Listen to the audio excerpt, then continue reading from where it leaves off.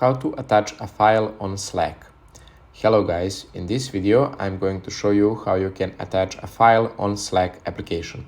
So if you want to send some file in your conversation, make sure you stay till the end of this video and find out how you can do it. So let's open up our application. Now we need to go into our DMs, which is the second button from the left in the bottom section of the screen. And here let's open up some conversation, and as you can see in this message text box, there's this plus sign in the circle. You just click on that, and here you can select photos or videos from your recents.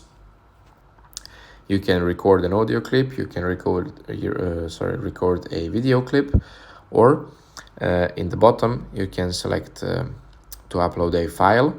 So as you can see, if we select recent files, there's none of them because I haven't uploaded any. But if we choose upload a file, it will open up your files from your phone, and you can browse for a file that you want to upload. So basically that's it for today's very quick tutorial. I hope you guys find this tutorial helpful, and if you do find it helpful, as always, make sure you like this video and subscribe to our channel for more upcoming tutorials. Thank you and goodbye.